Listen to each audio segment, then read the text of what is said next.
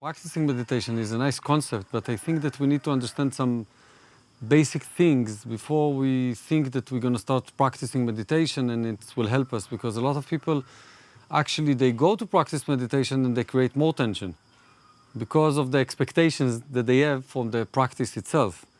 So it's kind of like I have so much noise in my mind, I will go to practice meditation and I will have peace in my mind. And you go and you sit there and you do what the teacher tells you, and like the only thing that you see inside of you is noise and noise and noise and noise. And then you tell yourself like, but I'm so bad at this. I'm not a good meditator. It's not working for me. So you actually have more judgment and like even an experience of a failure, if it makes sense. And so it's kind of also valuable to understand what is the purpose of meditation or the practice, and what is the intention in the practice. And I think this is what a lot of people miss.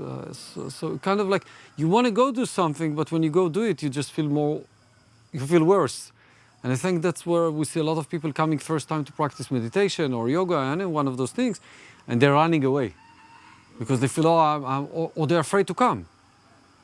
If we can see there's a lot of people afraid to be with their own thoughts. So this is where we need to understand what actually we are going to do. And that's an interesting starting point to a practice. We not necessarily come to silence the mind or to silence the noise. We're coming to learn to be with the noise, with the thoughts, and slowly as we learn to be with them, we get the technology, the techniques, how to do this, suddenly the noise is getting less noisy. Not necessarily just by having less noise, just by also being less reactive to the noise. So there is a couple of elements here. Of course, if I'll take you from your busy life, and I'm going to put you on a beautiful space when there is no triggers and no people, and so automatically you will be more peaceful. Fine. But then if I send you back to the busy life, you will get triggered again very quickly and you come back to do the same thing.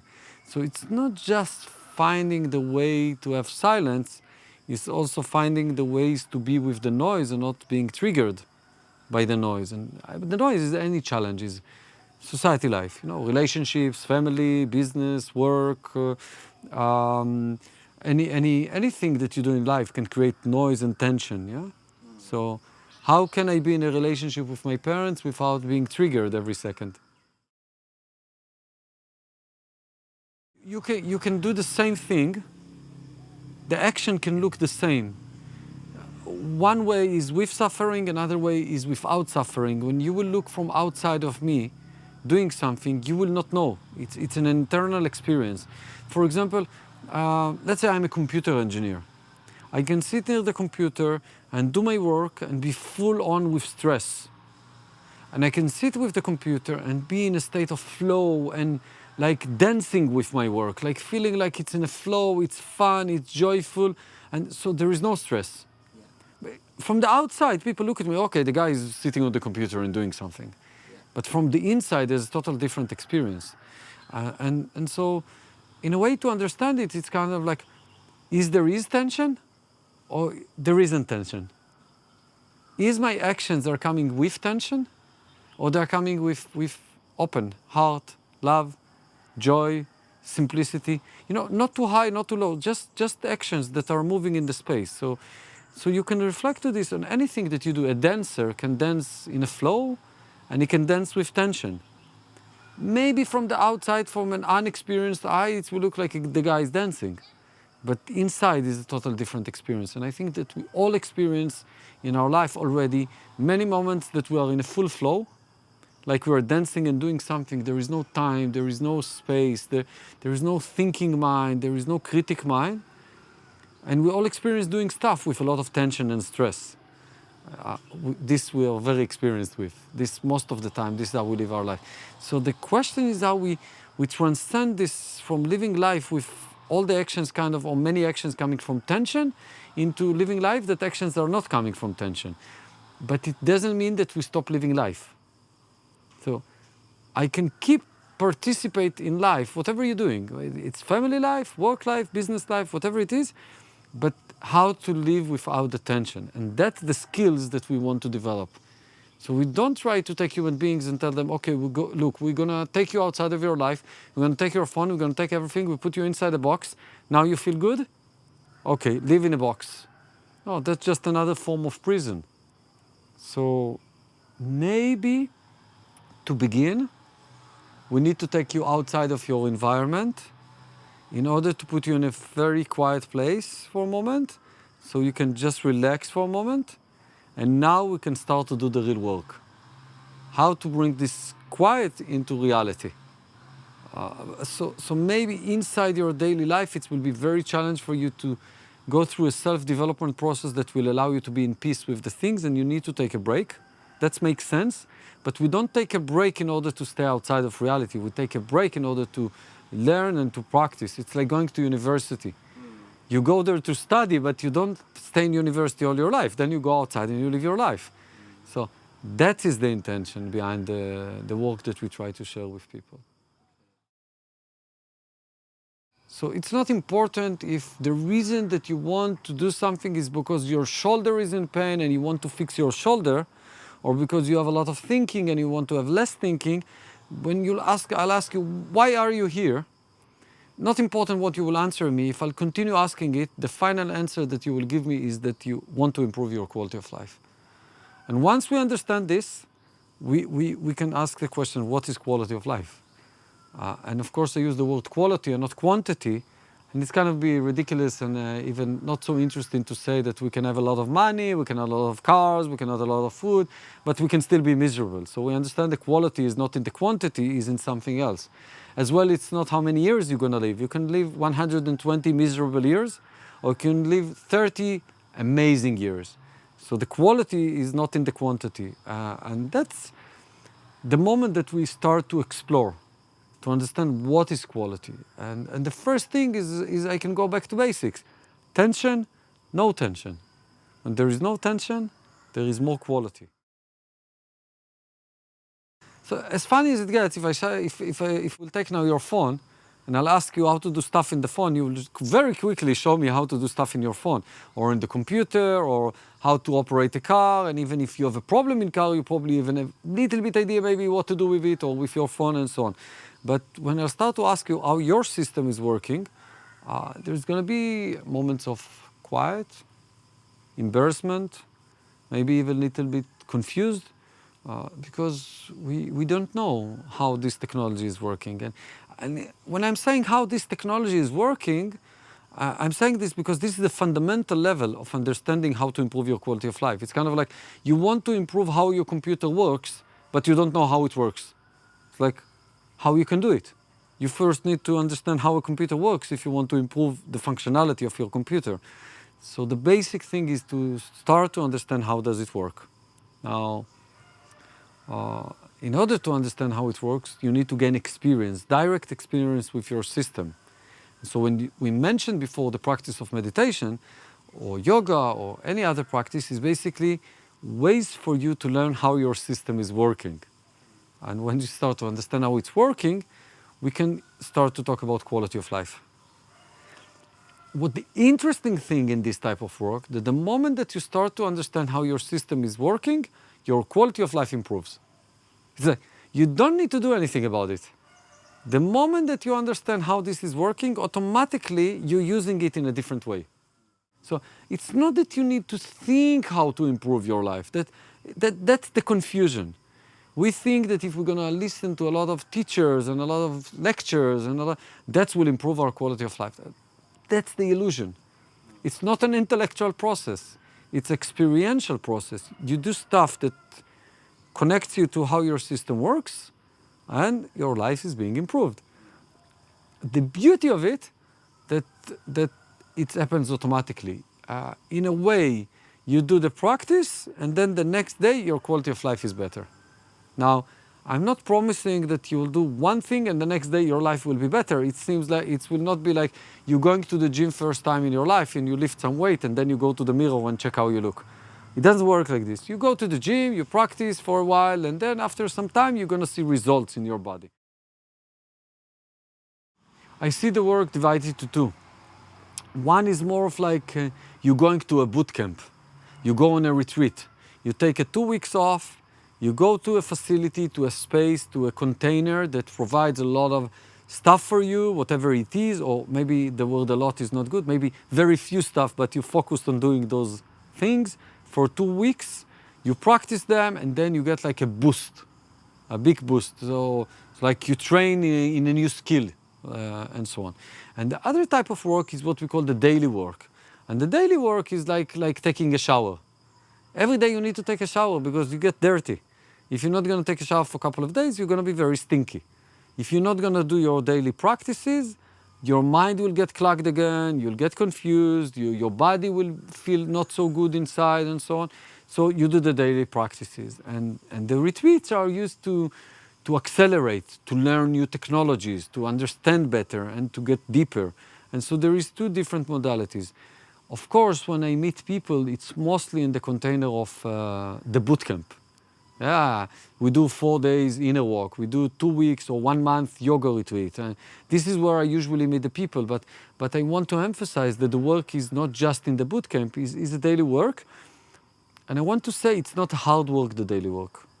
Once you do the boot camps and you really connect and you really understand, when you go to do the daily work, you really enjoy it. Because a lot of people have aversion or avoidance from doing the daily work.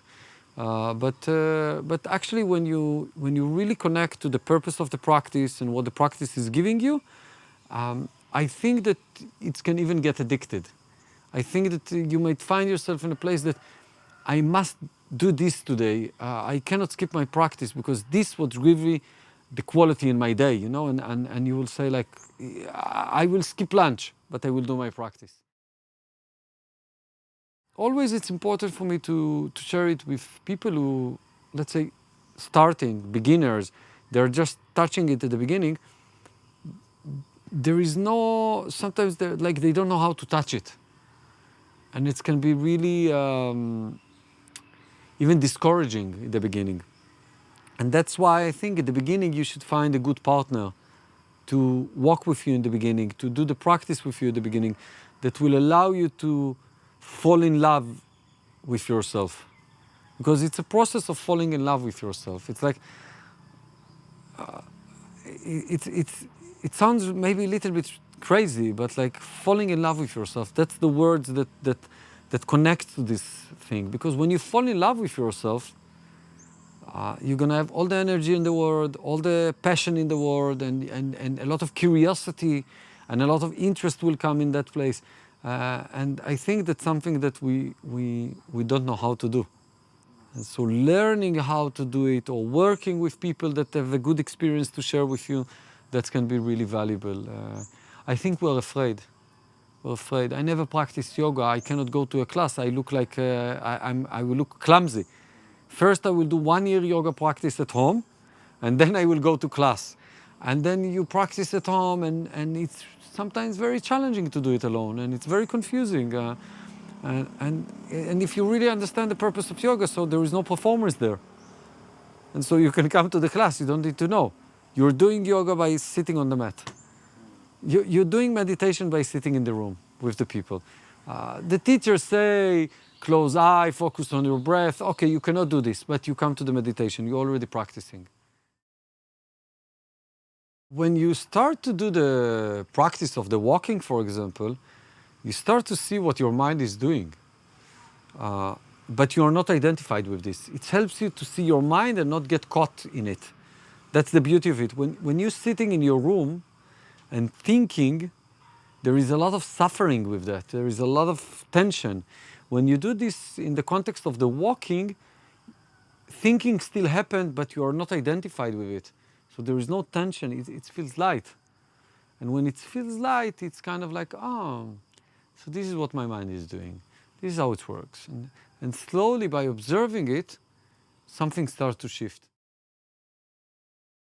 You know, a lot of people talk about Buddhism, the teachings of the Buddha. And they open the books and they read impermanence and generosity and morality, and it's all in the book. Put the book away. Come walk. Walk for a couple of hours. You will understand impermanence. The Buddha was teaching it, but you don't need the Buddha.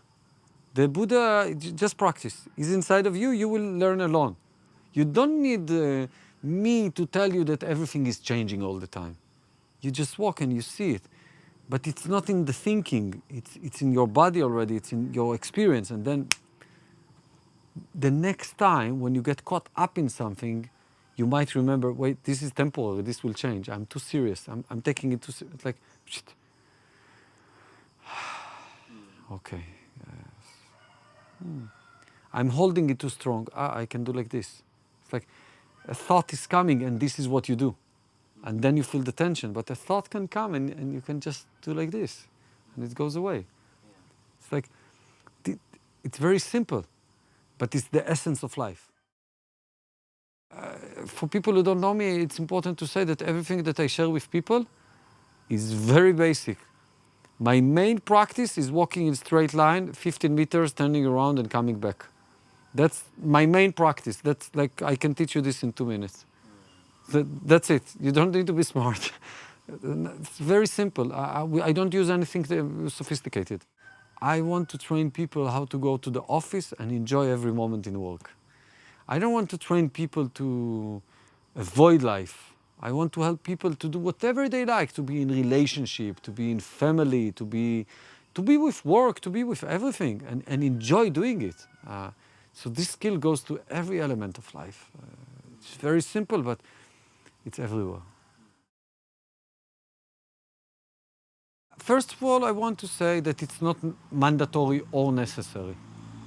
Meaning that there is many paths you can walk to arrive to the same place. And so as sitting meditation can be a modality, and yoga can be a modality, and the yoga is very wide, so there is 15 styles of yoga that you can practice, and so on and so on. So also in psychedelics, there is different types of psychedelics and so on. All of them, all of those modalities will help you to get to know yourself better, to get connected to the inner self, fall in love with yourself, with reality, with life, with everything. For example, when we're talking about microdosing, we are talking basically about a process that is an ongoing process that helps you to little bit, let's say, have more clarity on day-to-day life. And this little bit more clarity, it's not like jumping here, it's like just moving from normal to a little bit more and working with this in your daily life. So continuing living life and using microdosing, that will allow you basically to experience reality with a little bit of, I call it, let's say, a bonus, like a little bit more seeing, a little bit more connection. And it's very easy to integrate it into your daily life. I think I really appreciate this modality because it helps people to go for a soft process. It's not a strong process, and still benefit and gain a lot and learn a lot about themselves. The more stronger journeys are also beneficial, and I will make the same comparison like I did before. It's like going to a boot camp or doing the daily work. So the microdosing is more in the daily work, and the macrodosing is more of like going to a boot camp. So there you can really surrender fully, you can break down a lot of conditions that you have.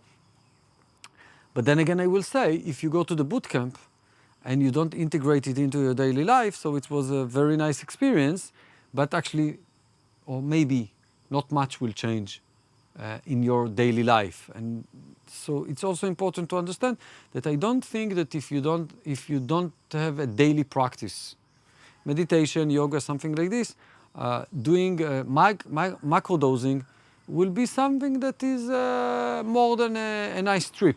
Let's call it like this. But when you have a daily routine and you do a microdose, and in the microdose you understand stuff, there is something that will help you to hold it back into your life.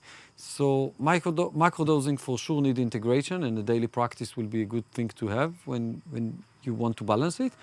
And microdosing is something that is more easy to start. There is much less fear around this because what will happen to me and what is the experience and so it's more easy to and accessible for people to start with. I want to separate what we call, let's say, extreme circumstances to more normal circumstances. What I'm saying, normal circumstances of using substances, is that people that drink alcohol, smoke ganja, I don't know, smoke cigarettes, do whatever they do on daily life, but there is some level of functionality. And when I talk about extreme cases, it's people that basically their life is around the drugs. There is no any level of functionality. And sometimes when you are in extreme situations, you need to take extreme measures and go to a place that is closed, a rehab center, and a place that can facilitate this. But I don't think that this is most of our population. So I will also add into this antidepressants and any kind of thing that basically helps you to live life, okay? But you're still living life, okay? I think in that case I will say, let's not change anything and start to build muscles. So instead of you quitting alcohol, instead of you quitting smoking, instead of you quitting antidepressants, don't quit anything. Continue to do what you do. I don't mind. But let's go to the gym. So when you start to go to the gym, you start to practice, you start to build some level of connection. Some level. Maybe very little bit, but some level. With this level of connection, you will start to develop more capacities to maybe start to work with the things that are challenging you. Now, the things that are challenging you is not the alcohol, the cigarettes, and the antidepressants. The things that are challenging you is the things that cause you to use alcohol, tobacco, antidepressants, and so on, so on, so on.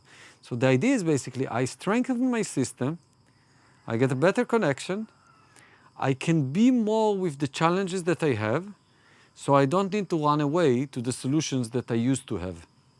So that is the modality that I would like to approach. Now, the way that we do it, even if I take Wonderland, for example, so when people come and let's say let's take a simple challenge. Okay, that's a compliment. I'm smoking, I want to quit smoking. You come to me and tell me, look, I want to quit smoking. The first thing I tell you, don't quit smoking. Continue smoking. Smoking is helping you. So you look at me like, are you crazy? Smoking is a bad thing. No, smoking is not a bad thing. You use smoking in order to deal with challenges that you have. If you're going to quit smoking, you're going to face your challenges and you're going to be freaking out. And you don't have a way to deal with the challenges that you have. So let's continue smoking and let's acknowledge that smoking is helping you to deal with challenges. So smoking is not bad for you. Huh? Now, let's understand how we can strengthen you. Let's start to practice yoga a little bit, maybe do some practice of meditation, self-development, let's do some walking, let's work. Give it a week, 10 days. Okay. You're still smoking, but you're more relaxed? You feel more comfortable? Okay. Okay. What's going on now? What is the things that are challenging you? Can you be with them? So when you go into this path, you suddenly see that things that used to irritate you like this, suddenly they irritate you like this.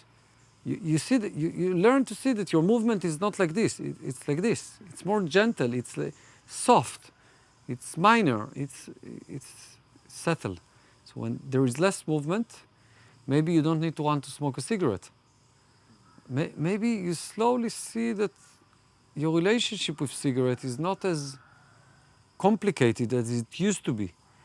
Now, I do acknowledge that substances have biological addiction to them, not just the mental need of the cigarette. The cigarette is the nicotine and stuff and so on.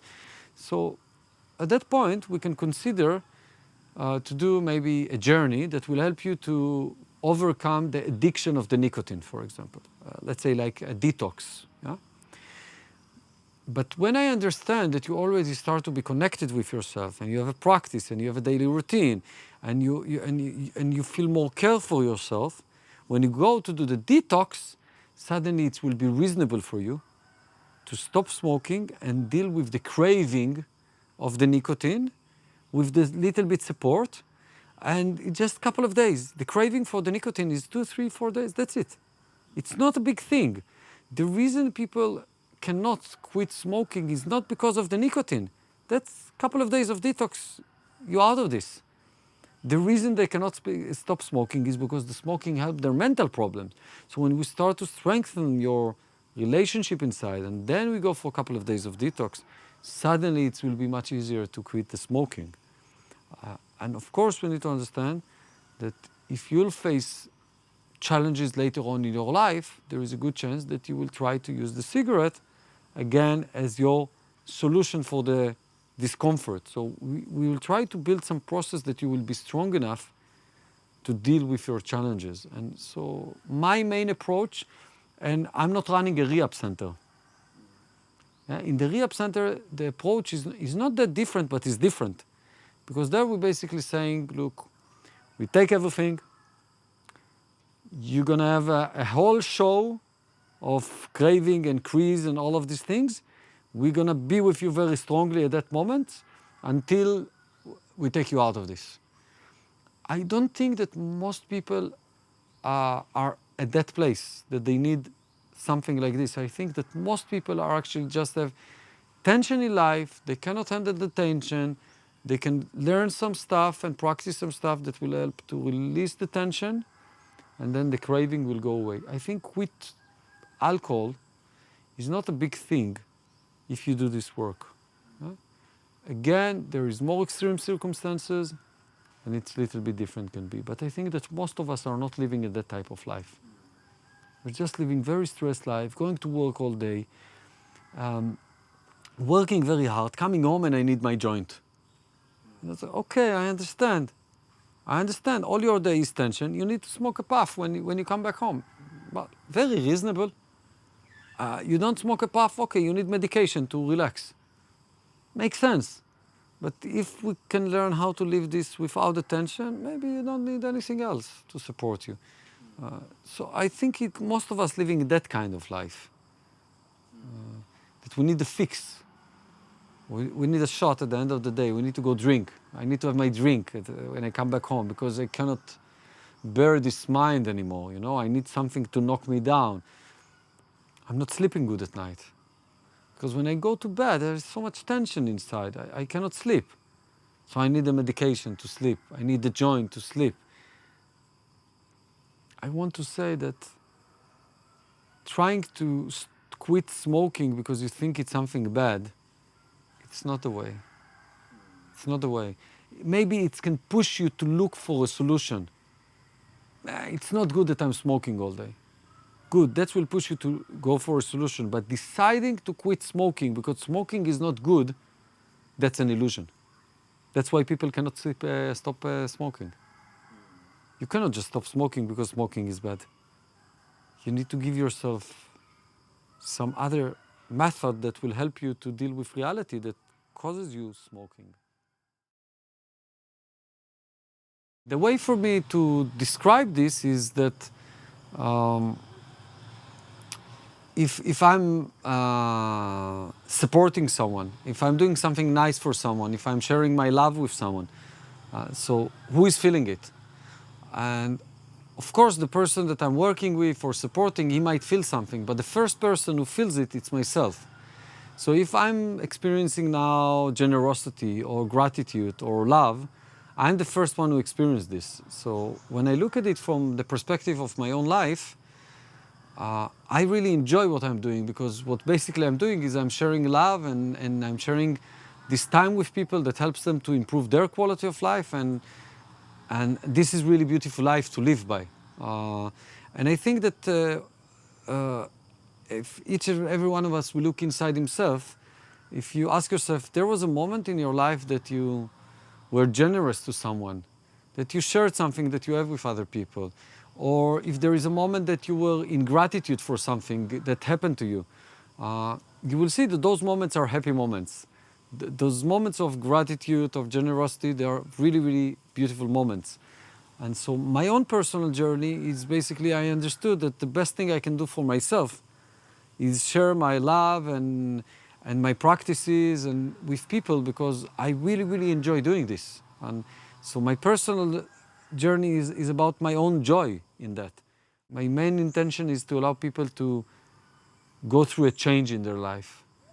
I don't mind where you're coming from and I don't mind where you're going, but the change is difficult. So like supporting people in their change and giving them the tools that help me in my life and I've shared with others and it's working for them. Very basic. For people who don't know me, it's important to say that everything that I share with people is very basic. Good foundations, good house.